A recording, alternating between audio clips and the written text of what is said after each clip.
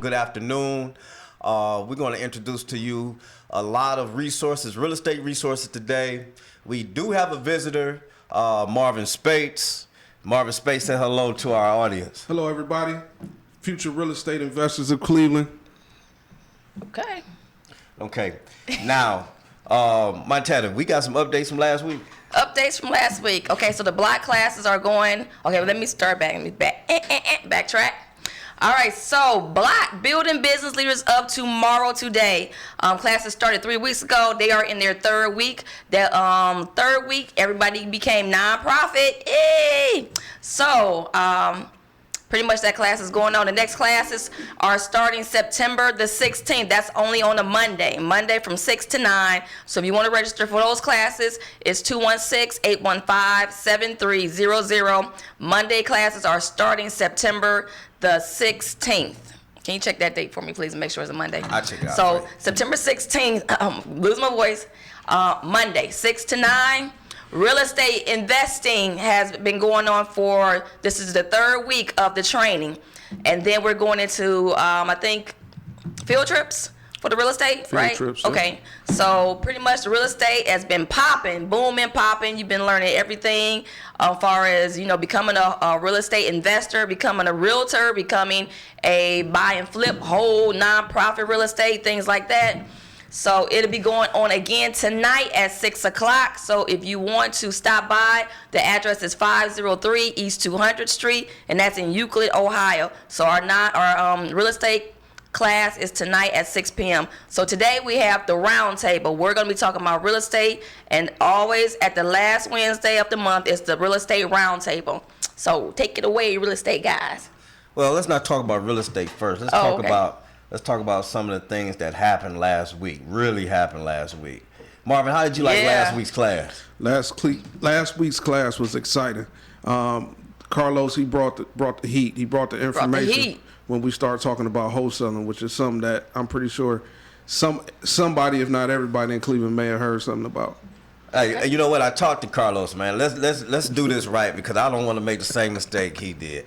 Last week, the class was taught by Carlos Lewis and his teammate Dominique Gambriel. Mm-hmm. All Okay. right, and they brought the fire. I'm talking about they had everybody. Nobody wanted to leave. Everybody wanted to chill around. It was exciting, networking. right? And this is one of the things that I want the audience to get out of this. When you come to our real estate investment class, we don't have one philosophy. We have a bundle of philosophies that's coming from 7 different instructors that see it 7 different ways. And everybody there is just networking and sharing information.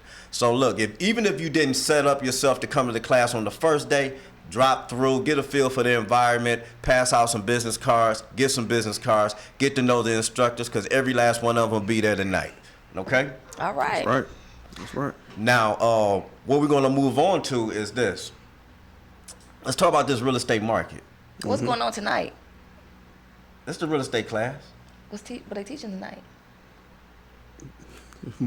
Buying hoes. Let's talk about this real estate market. Okay, let's talk about real estate market. Okay. I don't know if a lot of people are aware of it, especially those who are becoming new investors and getting involved in real estate in Cleveland. But I would consider Cleveland to be a key market for a lot of out-of-town investors. Anything in the Midwest is kind of a key market for out-of-town investors. One reason being these people, they come from the West Coast. Some people come from other countries where they can only make a certain return on their money. Well, in a market such as, let's say, on the West Coast, where the property value is higher, where the minimum cost for a property is $200,000, that same $200,000 here in Cleveland can buy you maybe 5 to 10 properties. And that type of return you can get is somewhere around, we're not going to get into the ideal return, but on the average, somewhere around maybe 10 to 15% on a real estate investment. So you see people flocking here to use the money that they have, that they make in other markets, and bring that money here to kind of get another return on it in real estate. Wow. Now, I know a week and a half ago they had the auction, and I know a couple of my investors calling me and said, look, I see all the investors from out of town are here. We got to get out here and get some of our own properties because we're not investing in our own city and everybody else is. How do you feel about the auction? I feel like with the auction is good. You need to be informed. You need to investigate prior to going down there. You need to go through the neighborhoods and look and see what's for sale, because you may be able to come up on a property for pennies on the dollar that can turn around and be a good investment for you. And that's what we teach in the class. We teach you how to be able to pinpoint what's going to be a good deal. Mm-hmm. And that's key when you start getting into real estate, because you don't want to get something in the area that's going to maybe cost you more money or cost you to take a loss. Mm-hmm. Now I'm going to pass this one over to Montana, because yesterday her and I had a conversation about what should be the first move with buying real estate. Should it be you buying your first home, or should it be you buying a 2-family, or what should be your best move? I know you and I had talks about this all the time. It depends on the situation, but I'm gonna let her ask you.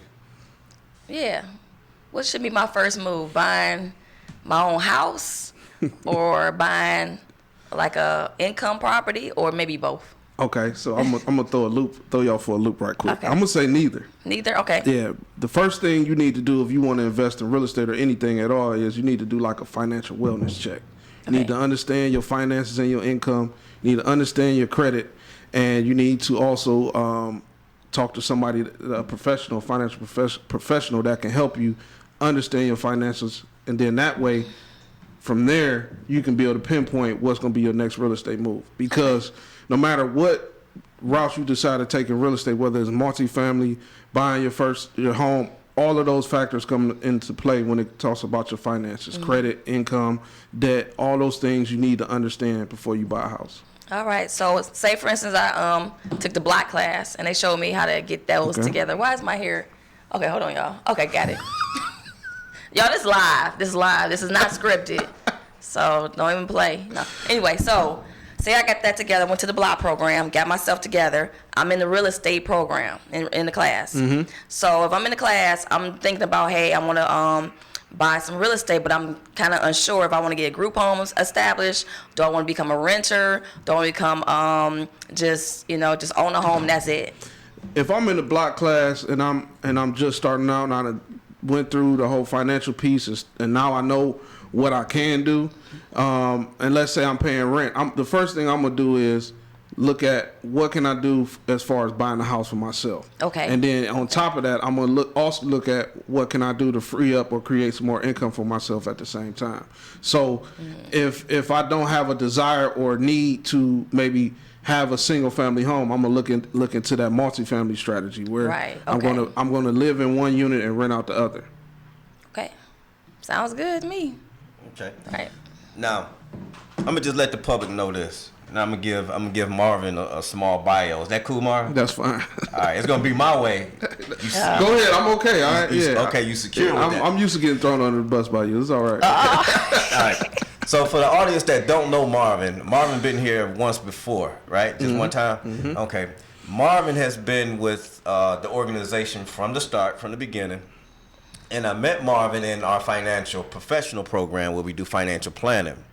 And what I like about Marvin is that he has a very extensive history with dealing with real estate, and he understands how real estate can enhance somebody's financial portfolio. When we start talking about assets, when we start talking about annuities, stocks, bonds, and he also validates real estate for being part of that, correct? That's correct. All right. So with that, Marvin, you tell me, what got you into real estate? It was a combination of my father and one of my cousins. I didn't, at the time, I was just trying to make some extra money, and I was working. My cousin said, hey, you want to make some extra money? Come on. So I actually got started in real estate by cleaning and painting houses. And from that, I started to latch on to the business model and just trying to figure out what they were doing. The other reason I got into real estate was used to work at a bank, and at the time it was before subprime, before the real estate market crashed, and I seen so many people coming in from title companies, real estate companies, all these different transactions was going on, and so I started to ask the customers in the bank, and they was like, "Well, I do real estate, I rehab houses, I flip houses." So between my father giving me a house, working for my cousin, and working in the bank, those three things all happened at the same time to kind of mold my start in real estate. Sure. Okay. Now here's the next question. We're gonna bring that. We're gonna bring that to the day. Okay. Mm-hmm. All right. All right. Now today you're working with a bunch of real estate investors, out of town real estate investors. I know it's because you bring them to me. We do their financial plan, and then them boys got a lot of money. Right. Okay. How are they making that money without giving up all the nuggets?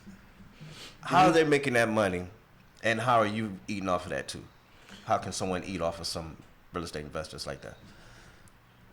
A couple different ways. The ability to locate good deals. So something like what Carlos was talking about in the wholesale class. Being able to understand the market, being able to locate people who have houses for sale, whether on the market or off the market. A lot of the deals I find are off the market. And people say, well, what's the difference?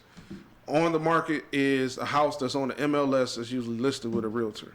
Off the market is your uncle may be selling a house, or your friend may be selling a house, or you may know somebody selling a house that has not listed with a realtor, and they may be just trying to sell it. You can sell houses without putting them on the market. And so I just have a network of people that provide those off-market deals. The other way that I generate income working with these investors is by being a general contractor. So I've been a general contractor for, I don't know how many years, 10 years now, something like that. And so a lot of the projects that I go inside of, I already know off top that they need repairs. So not only can I analyze the deal, I know how much it's going to cost to fix it, which is two strong points to have. Okay. All right. Very good. Now, I know because I'm a recipient of real estate investment. You know, my dad is a real estate investor. Okay. I never rented in my life. He taught me how to buy property. So my first property was a 2-family. We lived in it, and essentially, my tenant paid my mortgage, right? And then from that, we bought commercial, right? Okay. So we understand that buying and holding can also be effective in somebody's portfolio. But how do you feel about that when you include that into like retirement?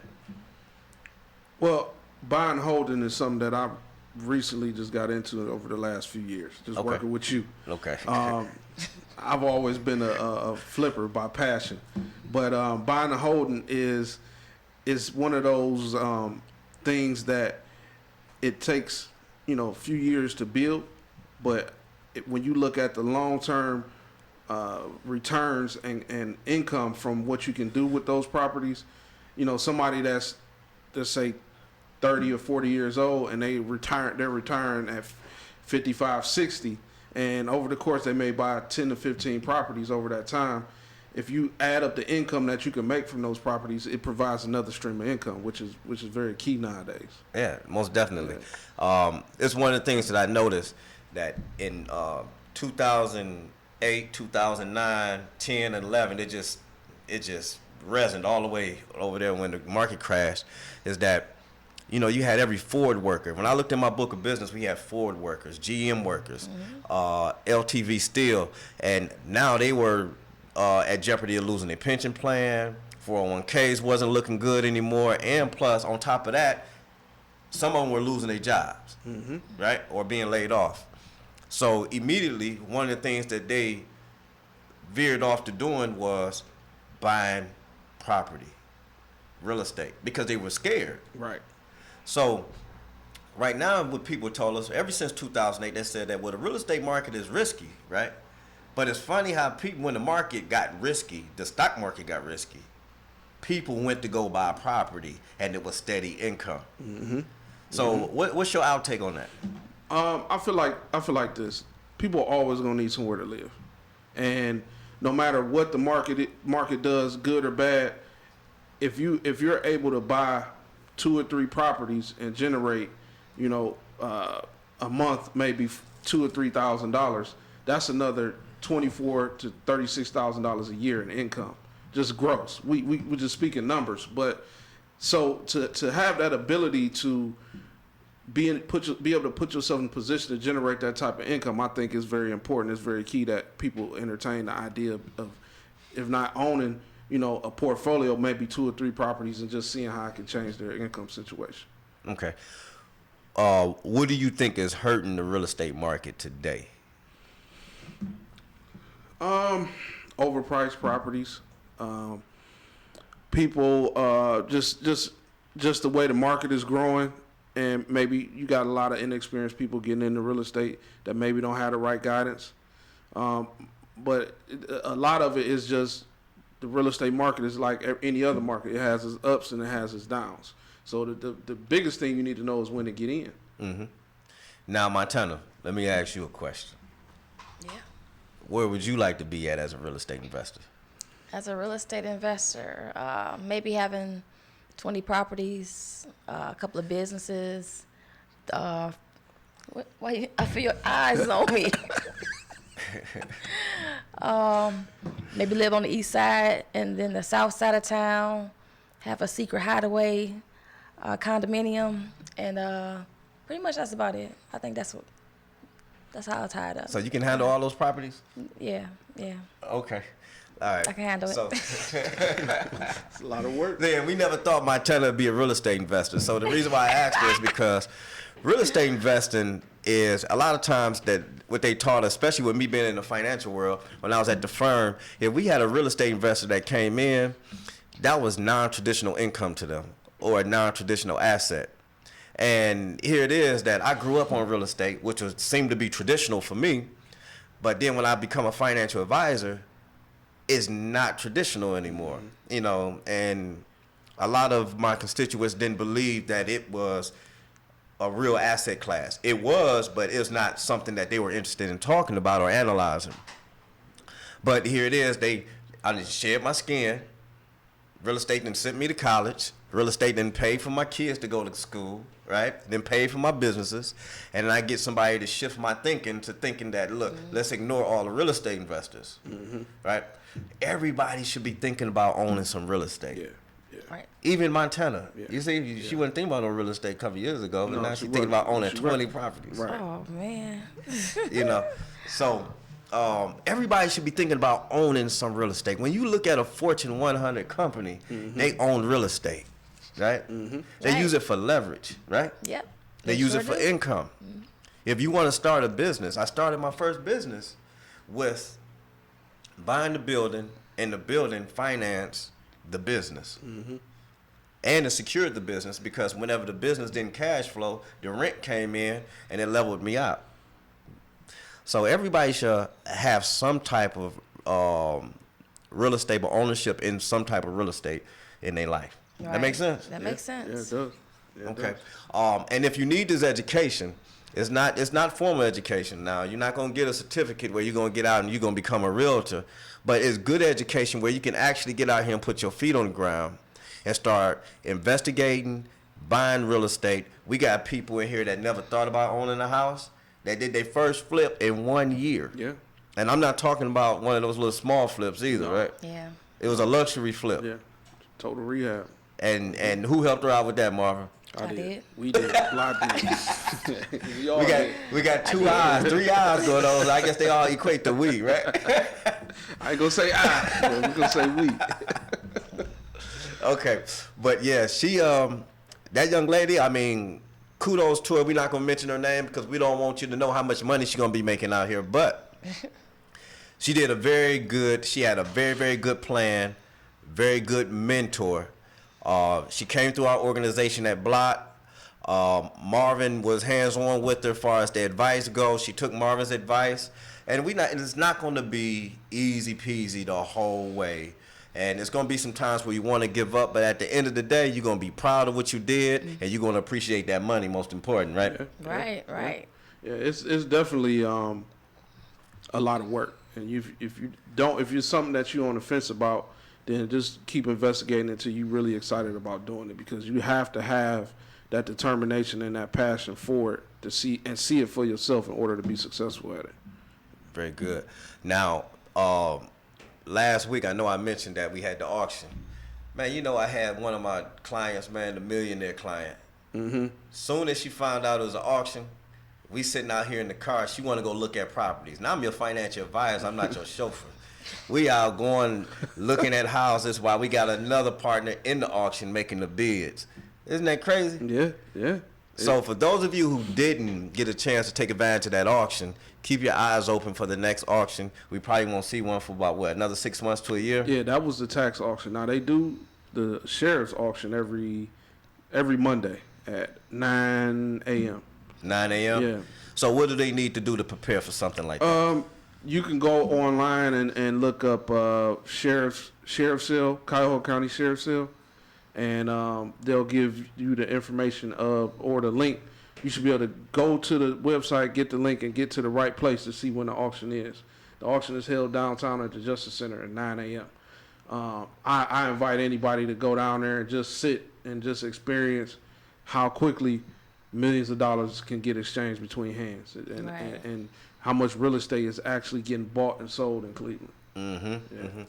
Now, I was on the phone with one of my partners and client. He's one of my best clients, Demetrius Hooks.